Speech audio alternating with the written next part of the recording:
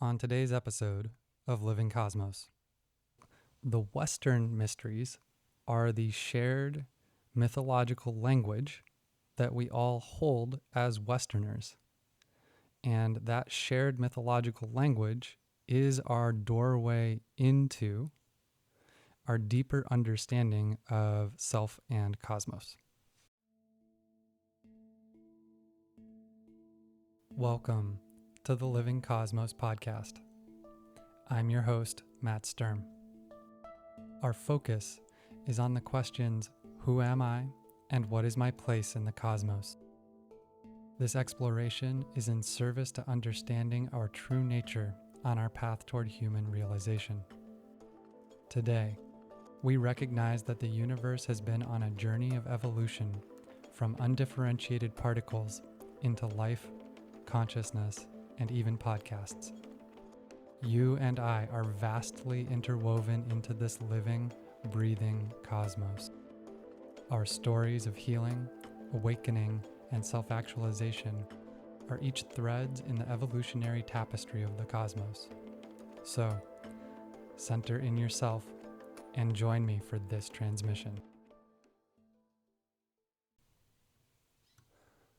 Welcome to the Living Cosmos podcast. I'm your host, Matt, and our topic today is the Re-Emergence of mystery schools. And this is particularly relevant because I consider Living Cosmos to be a mystery school, and that will be part of this explanation today, what that means to me. But I think to begin, we should examine what mystery schools were historically, and then we can transition into what they are today and why they might be re-emerging.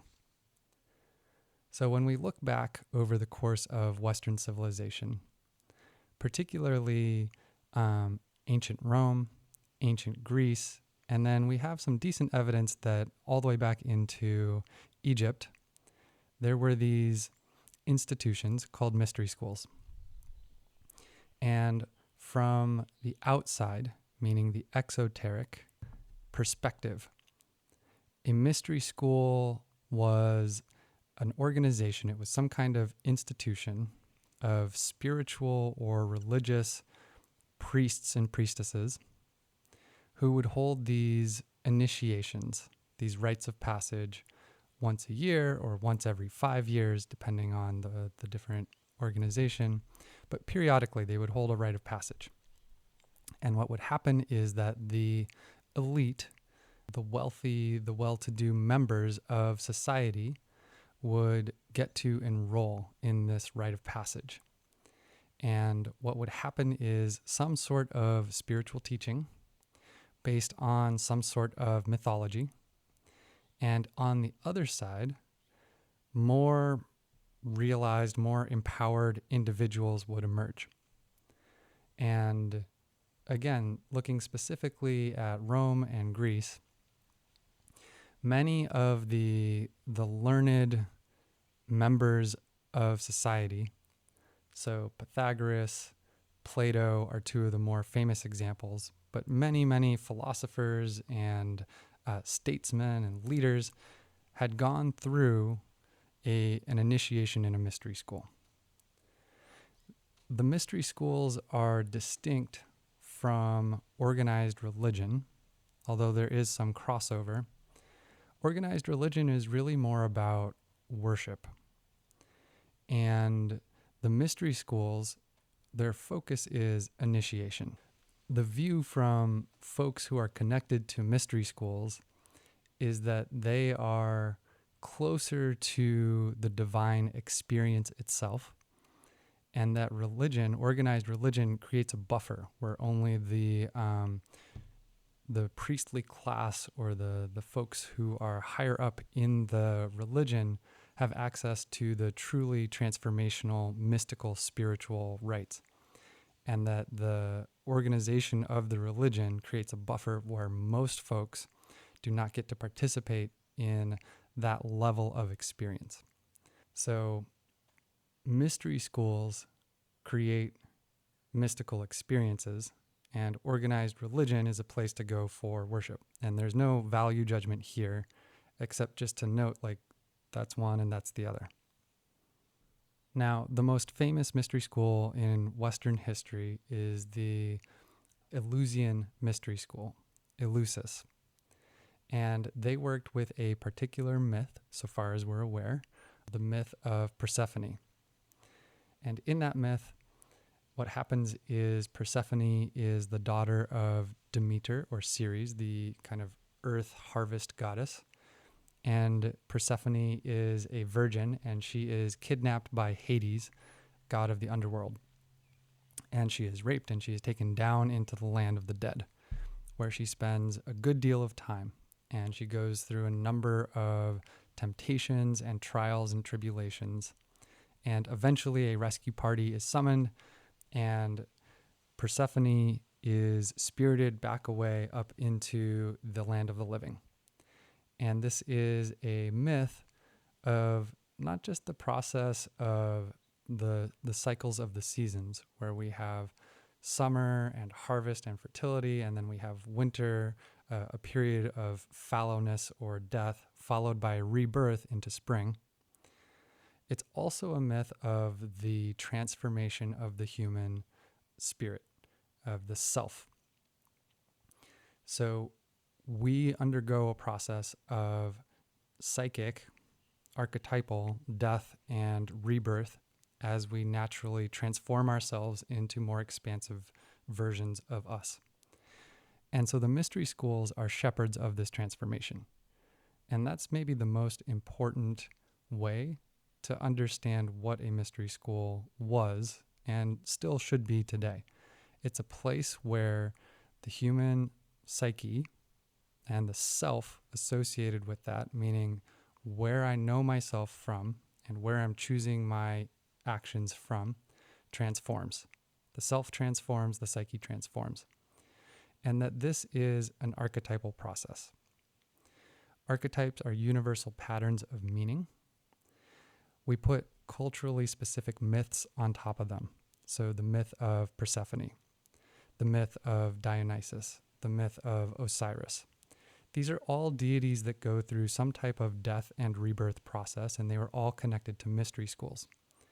So the myth is the cultural trappings. Beneath the myth is the universal symbol, which is something that all humans have access to across all times and all cultures, universal.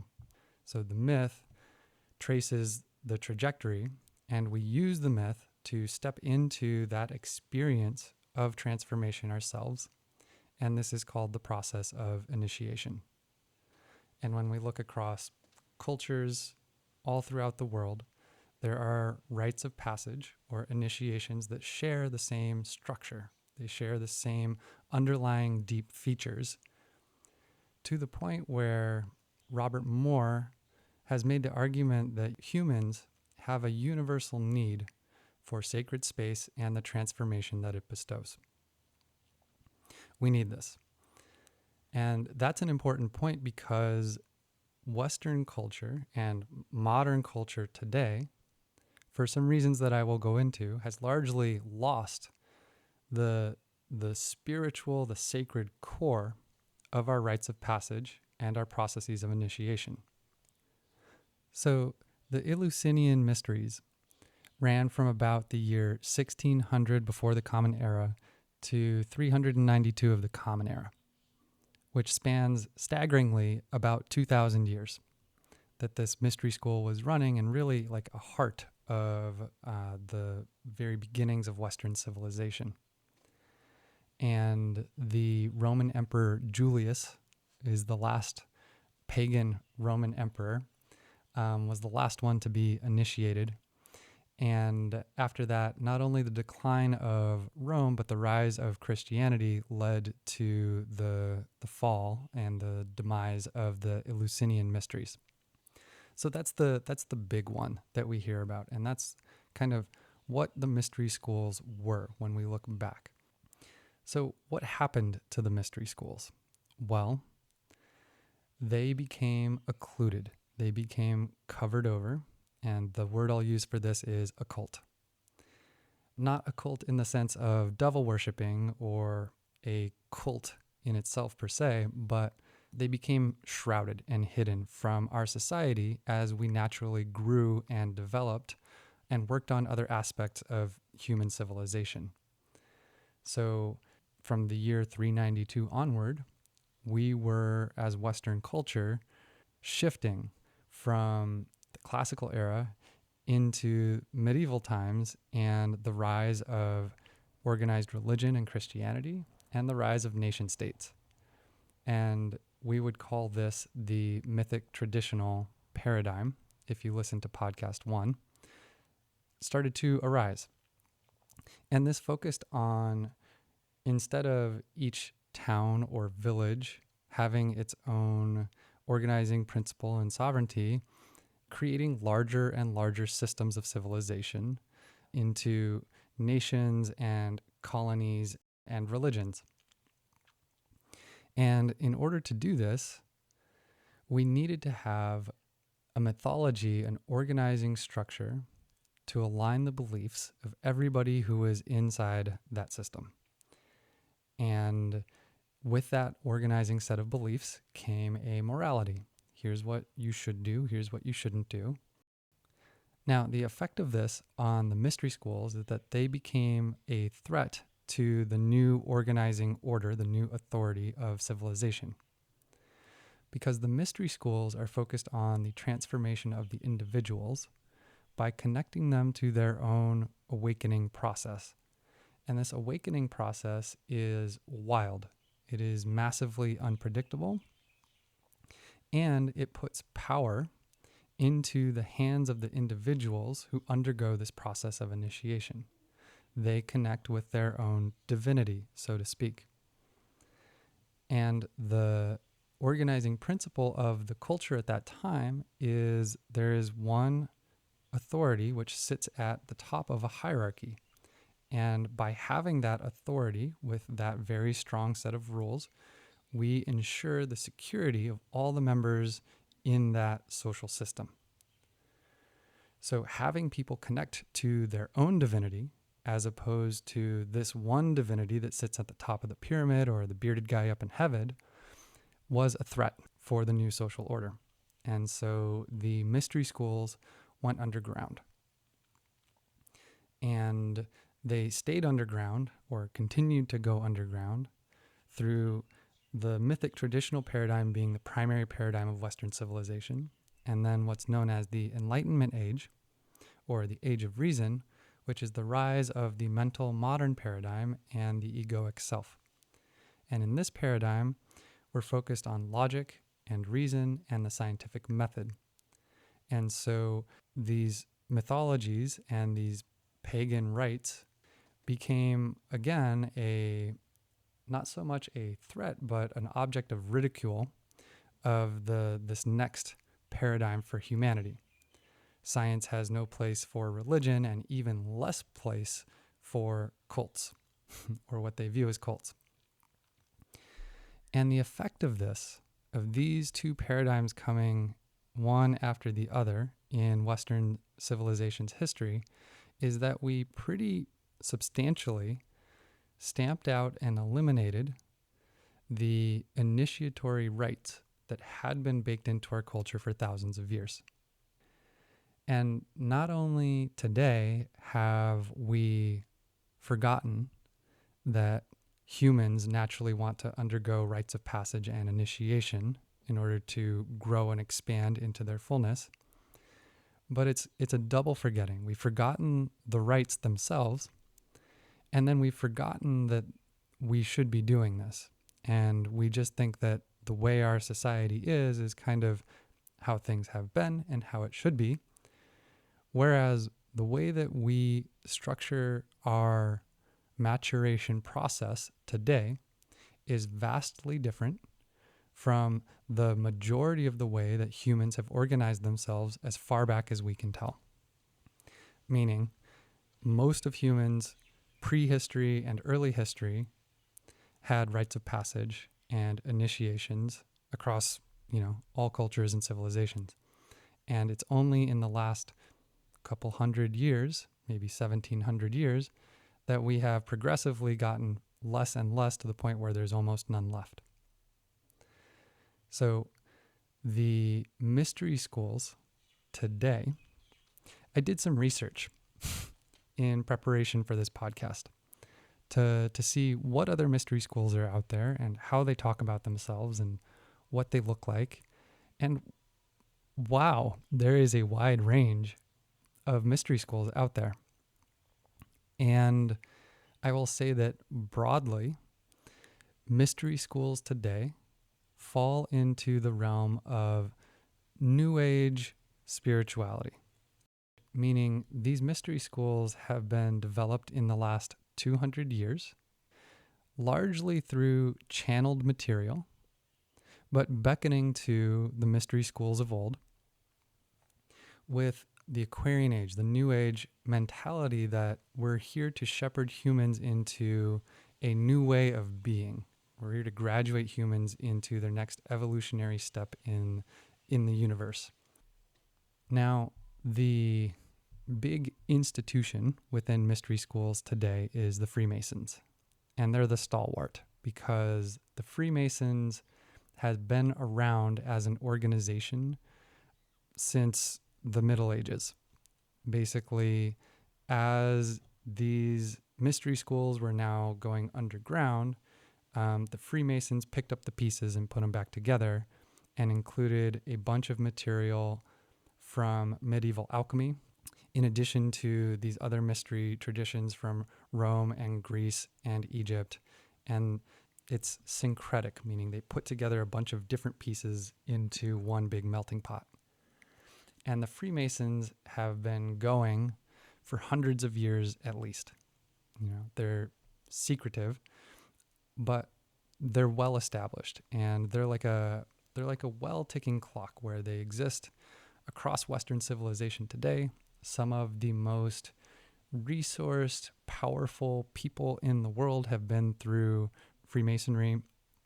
The founders of the United States of America were Freemasons, and they structured the American government system on Freemasonic principles.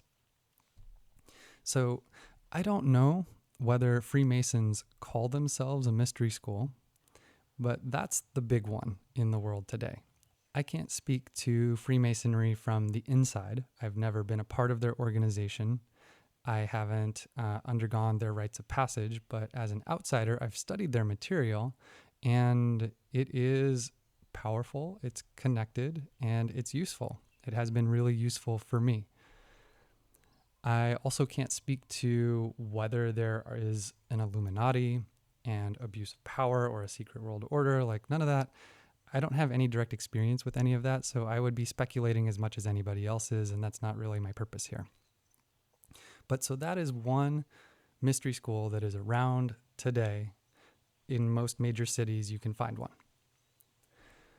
There's another mystery school tradition, which I want to touch on. I believe they call themselves the Trans-Himalayan Mystery School or tradition.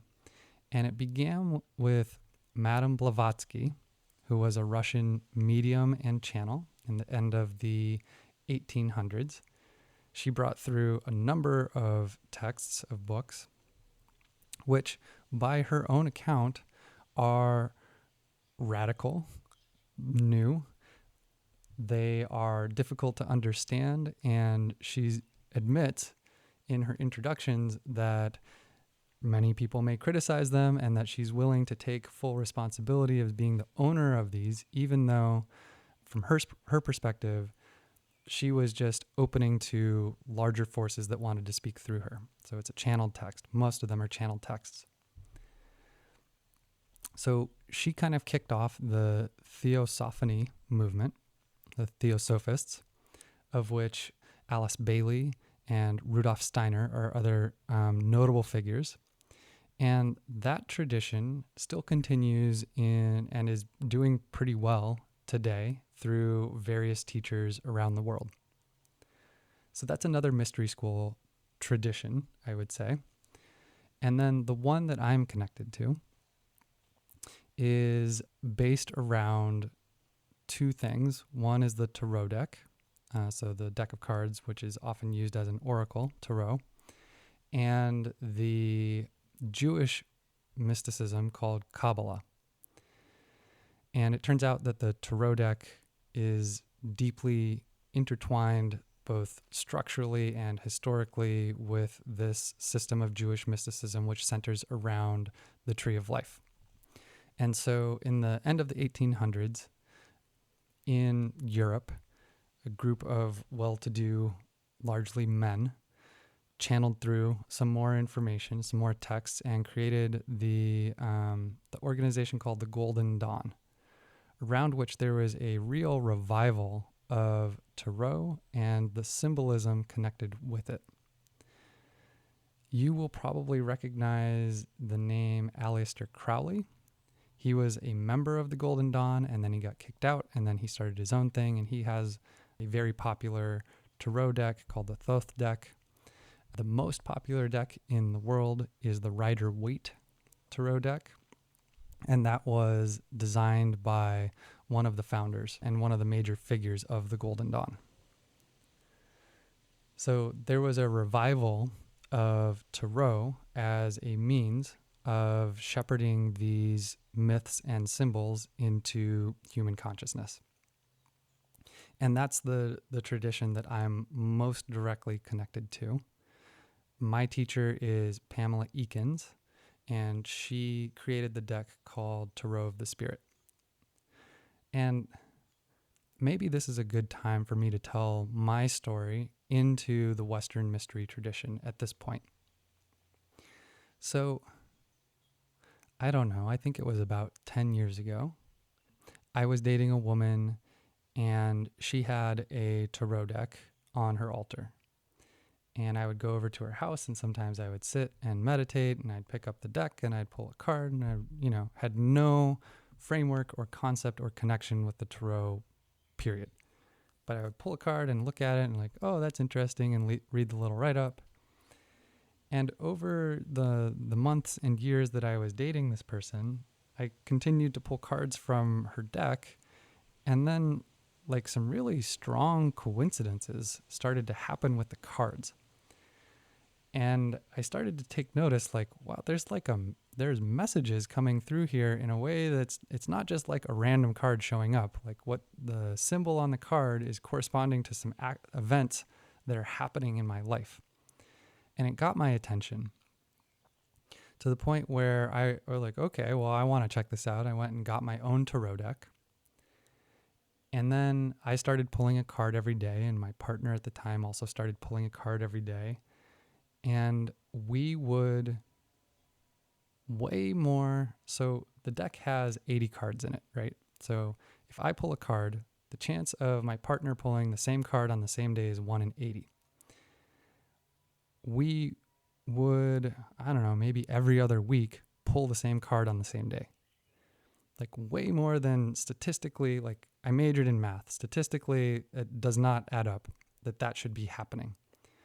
But not only that, it was the cards that we were pulling were reflecting what was happening in our relationship strongly and directly. Like I couldn't miss the symbolism that was the messages that were coming through. And it wasn't all messages that I wanted to hear. It wasn't all like, oh, you guys are great, lovey-dovey. It was like, here, look at this thing where you're not aligned. And so then I really started paying attention to this deck.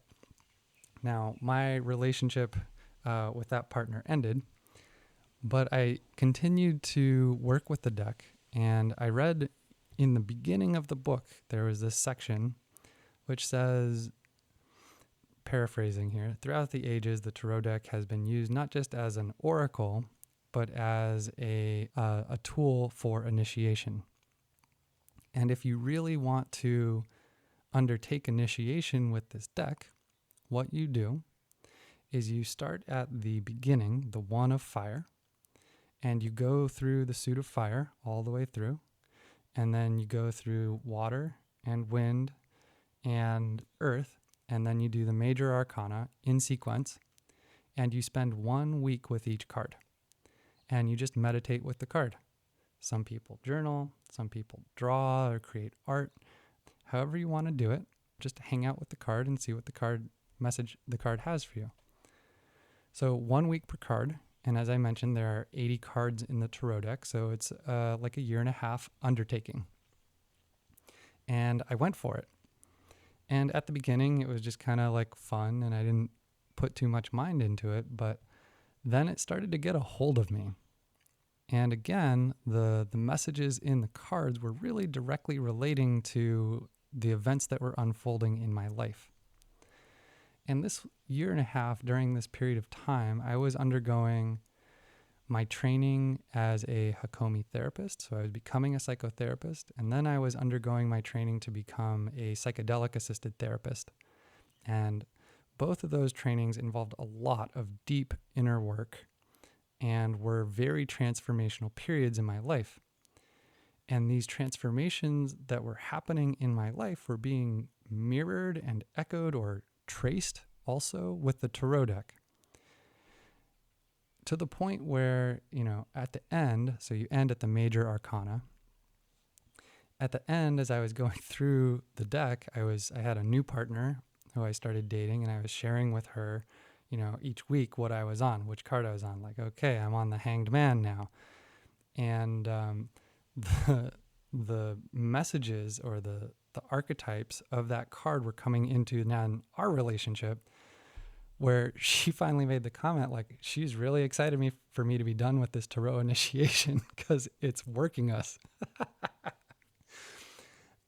So there was really something there for me. Like, experientially, I had no theoretical framework still. I wasn't studying tarot. I wasn't bought into any of the mythology around it or the worldview around it. I was just like doing this thing of flipping a new card every week and seeing what it had in store for me. And wow, there was a lot there. So that was a 1.5 years, more or less, of my time I spent going through the tarot deck. And then I got to the end of it and I was like, well, that was pretty good. On to other things, and just like got on with my life. And maybe 6 months later, the COVID pandemic lockdown happened, and all of my work came to a screeching halt. And, life kind of really slowed down in my world. And I had a lot more time and space on my hands to like study more. And I just happened to be trying to find a digital image of one of the cards in the Tarot of the Spirit deck. And as I was doing that Google search, I came across the website for the creator of the deck, Pamela. She runs a mystery school. I didn't know what a mystery school was, but she teaches a course to go deeper into the deck and the material.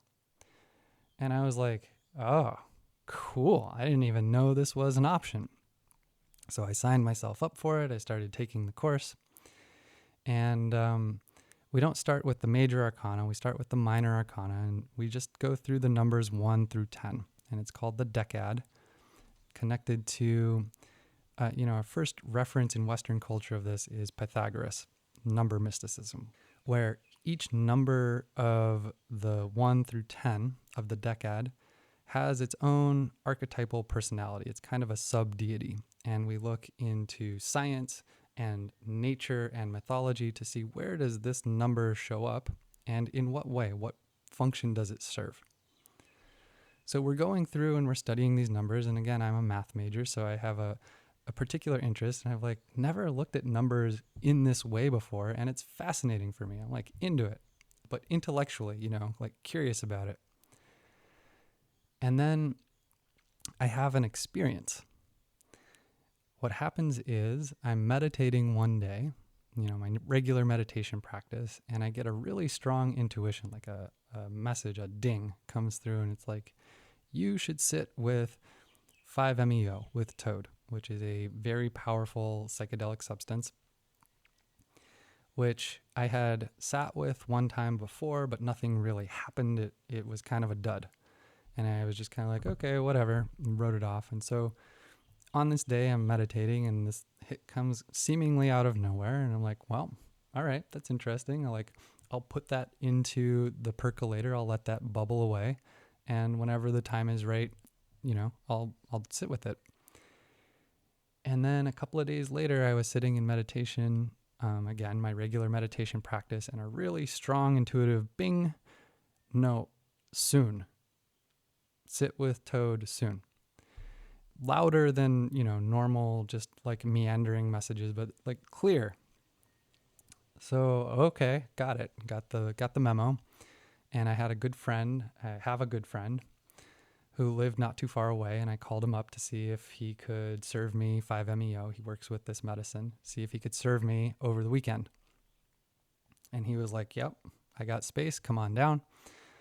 So I went down to his place, stayed the night. He served me 5-MeO. I had an incredibly powerful experience. So if you're not familiar with this particular medicine, at larger doses, it occasions what is called a full release, meaning the ego and the individual self fully releases into unitary consciousness, into the one, where oftentimes, and in my case in particular, it's very powerful. I don't remember all of it because there wasn't a me there to remember it, but coming back on the other side, it was profound. And I came out from this journey transformed, fundamentally changed. And what I was saying at the time, I'm still unpacking it, and this was 4 years ago now. But the meaning that I made at the time was that this experience was the most profound experience of my life, the most important experience of my life, more so than the moment of my birth. And how do you compare or measure the moment of your birth? But there is a noetic quality, like a deeper sense of knowing of, wow.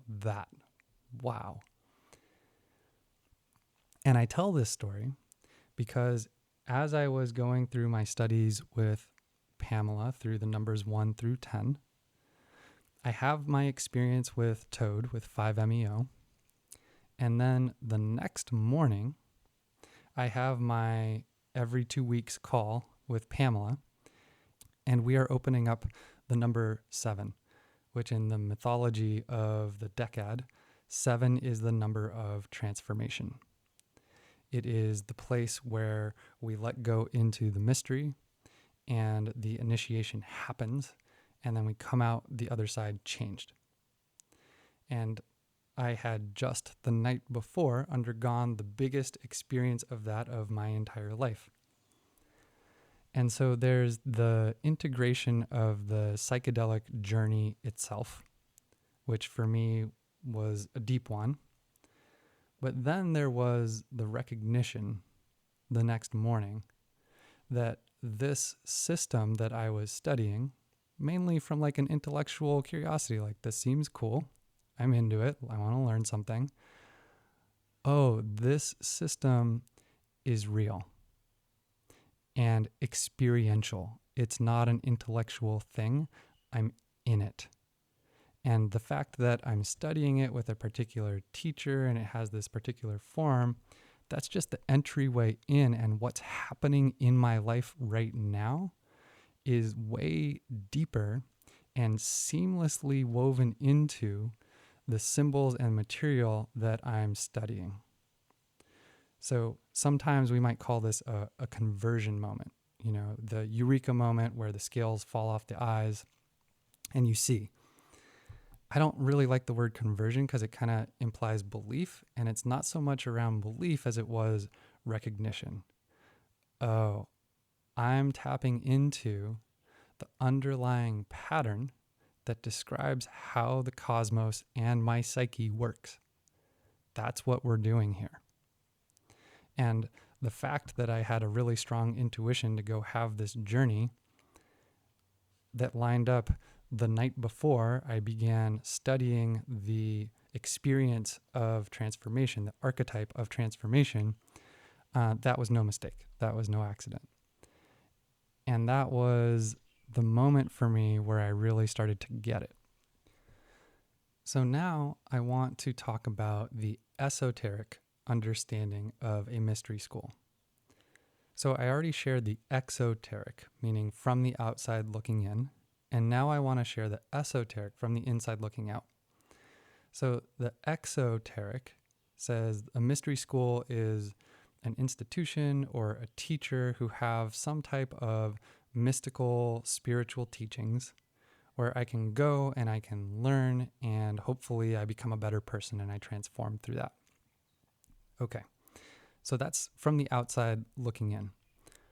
From the inside, a mystery school carries not just the cultural myths, but also what the myths are lying on top of, which is the universal symbols for the inner workings, like the structure, the substructure, the substratum of consciousness, the cosmos, humans. And so the idea that we lost the mystery schools is kind of just from the outside, we got lost. But the structure of Western civilization is still here. We are speaking English right now. You all know your zodiac sign from when you were born. You all have some recognition of Moses, Muhammad, Jesus, Zeus, Thor, these mythological figures from dating back to antiquity. Those myths are how Western civilization has created and sustains itself. And so even if we, as secular, modern humans, have become distracted and focused on different things and haven't really learned about them, we're still inside the social web that has been created by these myths. The myths are the foundation, and beneath those are the archetypes. And so we lost them, but they didn't go anywhere. We just stopped looking at them. Okay? And the nature of these myths and the archetypes, more specifically the archetypes, is that they lead to human realization. When I understand who I am and how the cosmos works, I come to recognize my true nature. Tat tvam asi, thou art that. And I am no other than the one. So by studying these systems, the individual comes into contact with their true nature.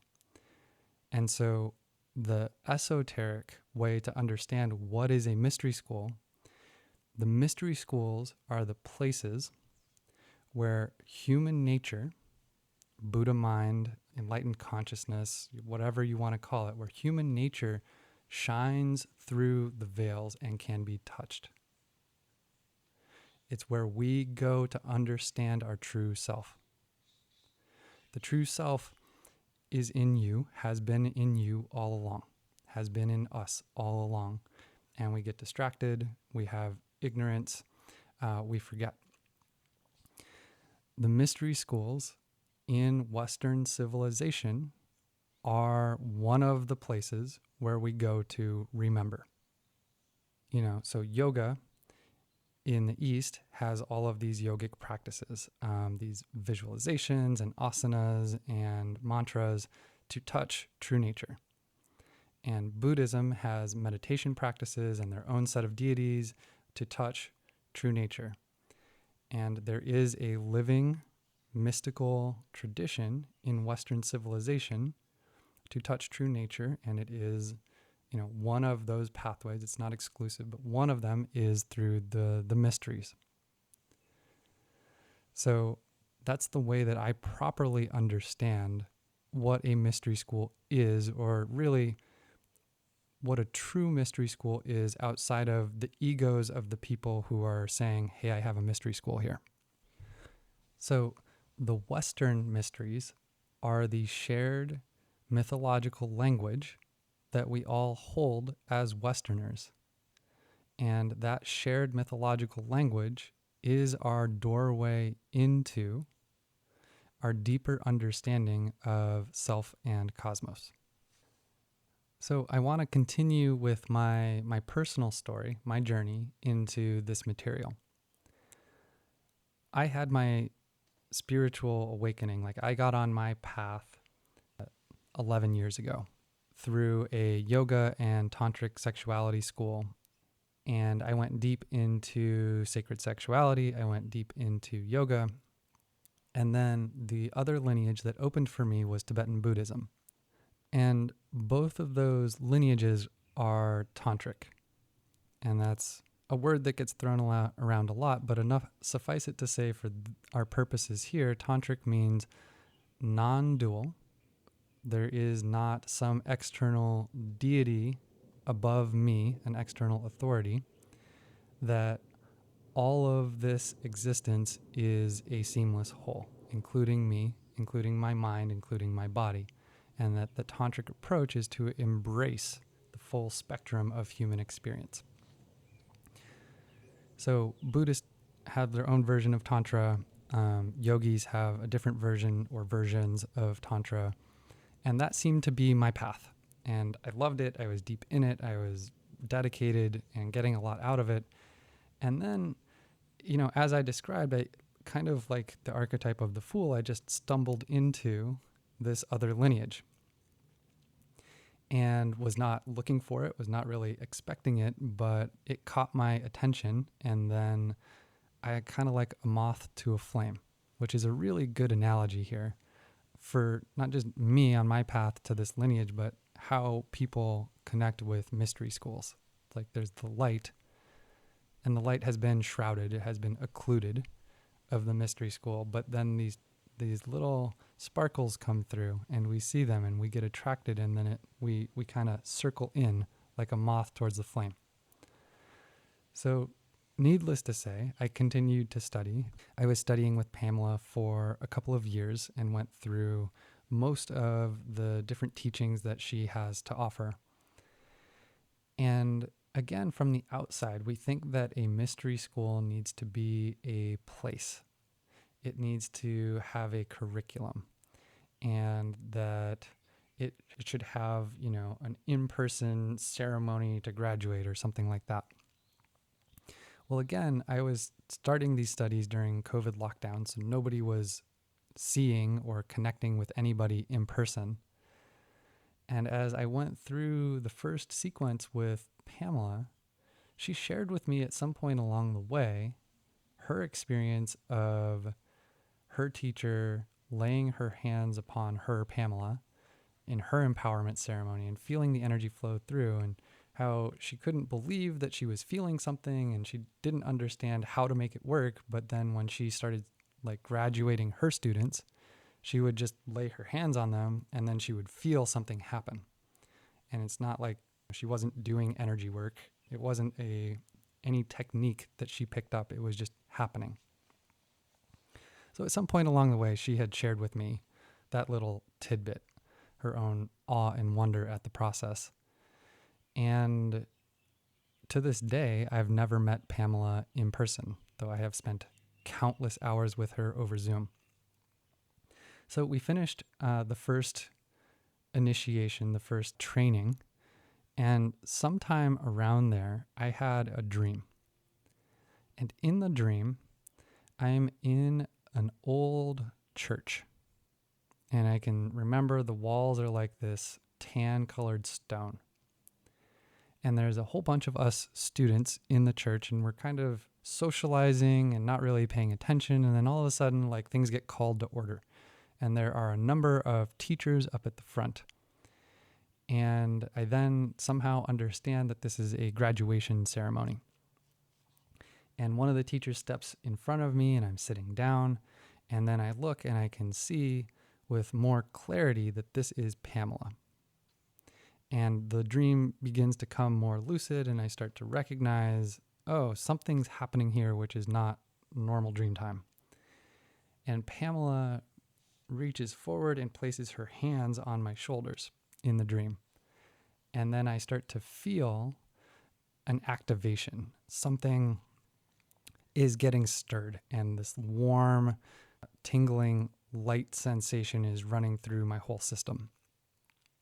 And I start to perk up even more, become a little bit more attentive in dream space, a little bit more lucid.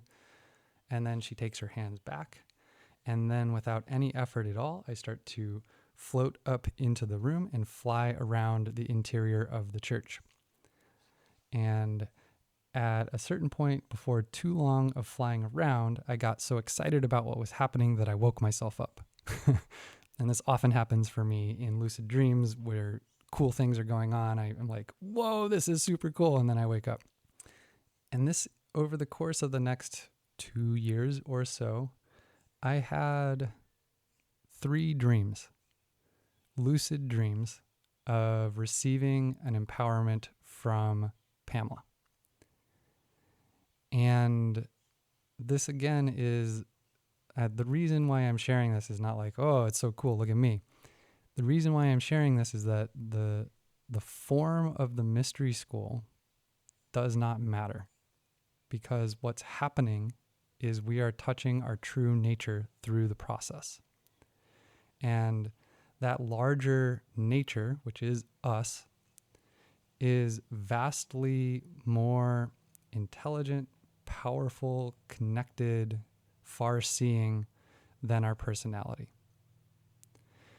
And reorienting myself to, okay, I'm going to show up and act in service to this larger process that's unfolding is a big part of the path of the mystery school initiation. It's learning how to braid the personal will into the larger will of what wants to happen.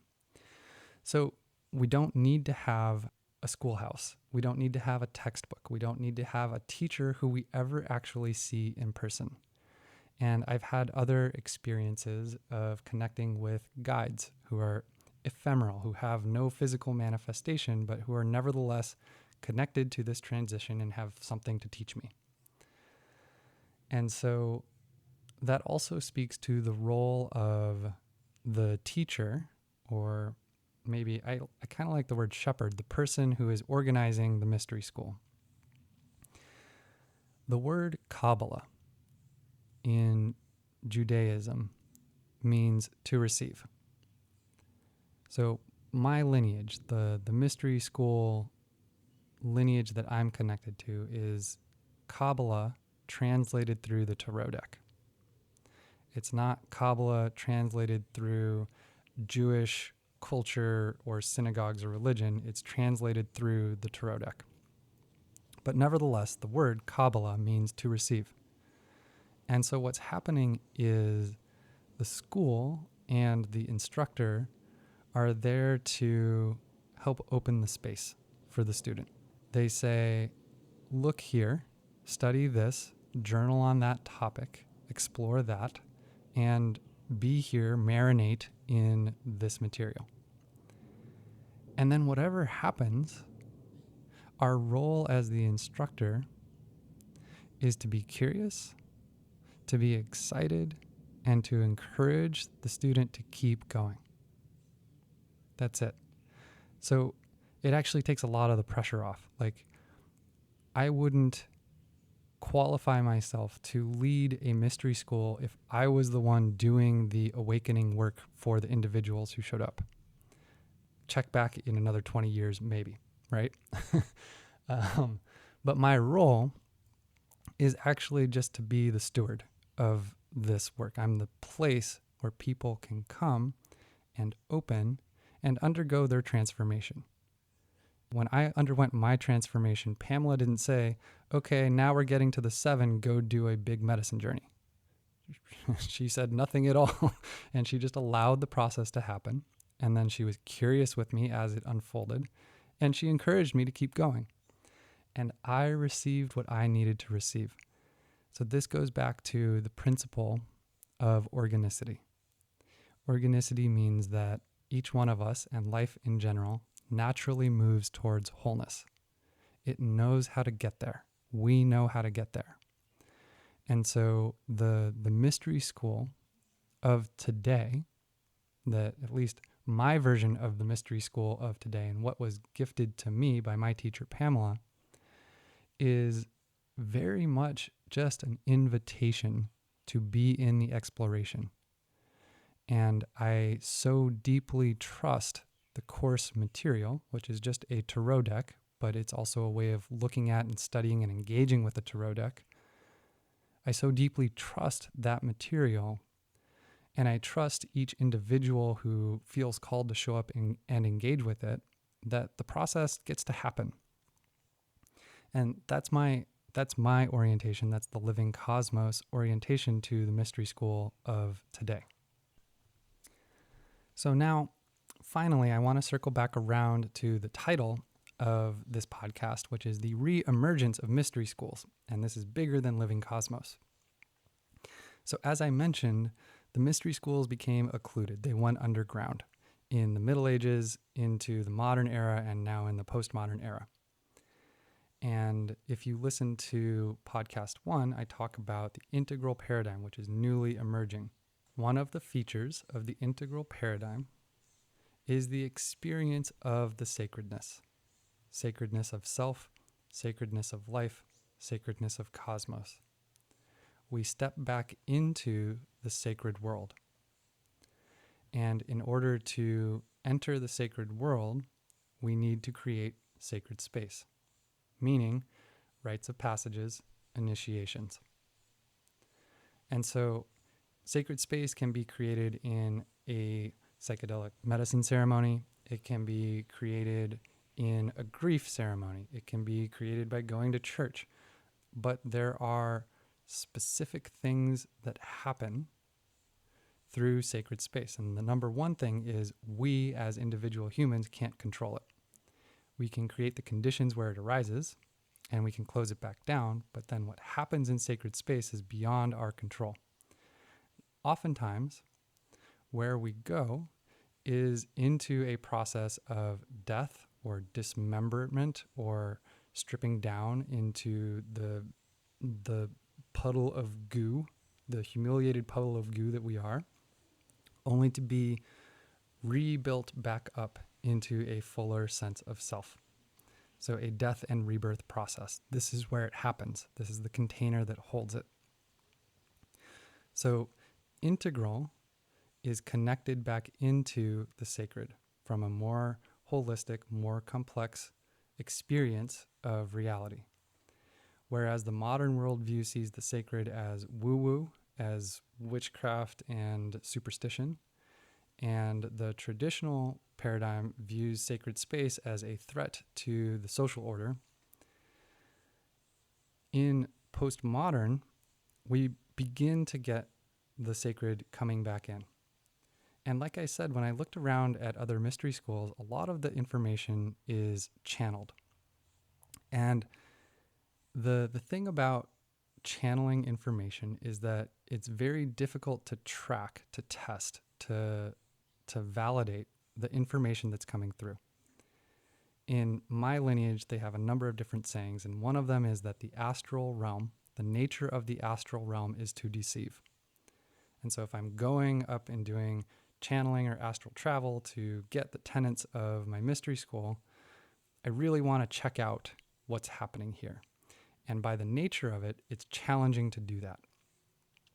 Integral also connects more strongly even with the sacred than the postmodern paradigm, and it does so from a place of increased rigor. We want the science and the meditation or experiential portions, we want them all to line up. And we want to look across all the different ways of knowing to cross-validate and see, is this true? Does this lead to the results that we want to get? In this case, transformation of self. So there's an increasing level of rigor and trustability that the integral paradigm brings on board.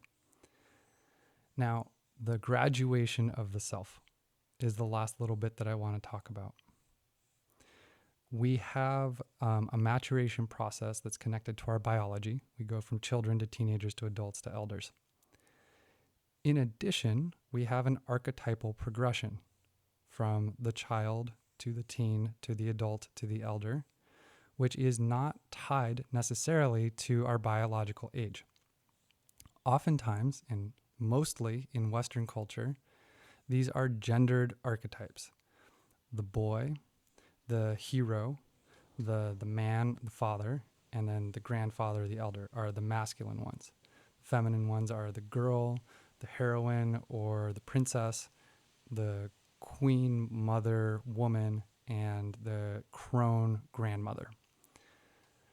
The gendered aspect of these archetypes is one of the reasons why I'm so deeply engaged in men's work, by the way, as opposed to racial work or class work or other social identity categories. Gender holds this very specific archetypal place in our psyche. That's a side note.